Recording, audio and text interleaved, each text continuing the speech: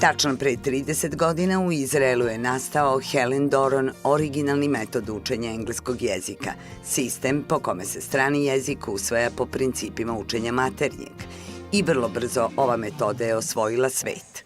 Danas se licencirani metod Helen Doron primenjuje na 4 kontinenta u 34 zemlje, a kod nas se, zahvaljujući Tanji Petković, master franšizeru za Srbiju, metoda primenjuje punih 16 godina.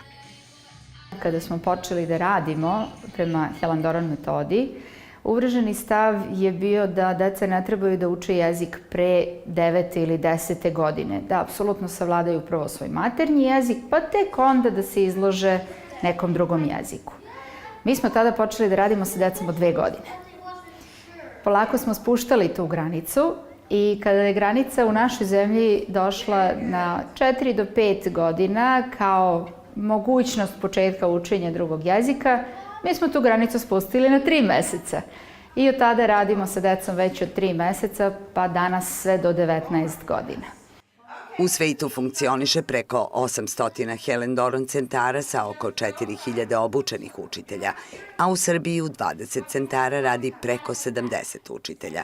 Svi predavači su licencirani za rad po Helen Doron metodi i posebno se obučavaju za svaki kurs. U početku Helen Doron metod je bio isključivo za mlađi uzrast do neke 10. 11. godine. Međutim, kako se metodologija razvijala i kako su deca sa nama rasla, Helen Doron je shvatila potrebu i napravila nove kurseve predviđene za tinejdžere koji obrađuju i gramatiku i detaljno čitanje i pisanje i gde deca jednostavno uče zašto pričaju na način na koji su već naučila da pričaju. 2013. godine Helen Doron škola u Beogradu je postala autorizovani ispitni centar za polaganje Cambridge ispita. Polaganje je omogućeno isključivo učenicima škole i ne postoji posebna priprema za ispit.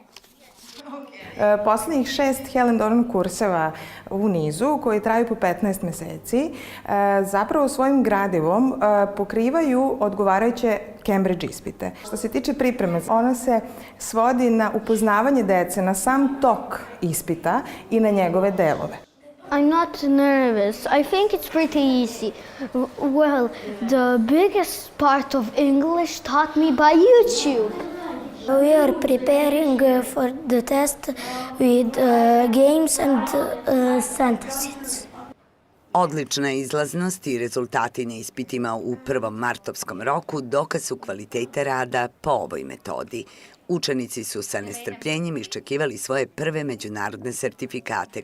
13 Helen Doron škola je poslalo svoje kandidate, svoje polaznike na Cambridge ispite. 197 đaka je polagalo različite ispite, 85 je izašlo na ispit Starters, 32 na ispit Movers, 35 Flyers, 14 Cat i 31 Pet.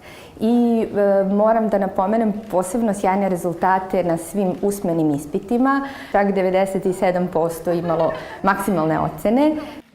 Preko 2 miliona dece širom sveta prošlo je neki od Helen Doron kurseva, a u Srbiji je taj broj 19.000.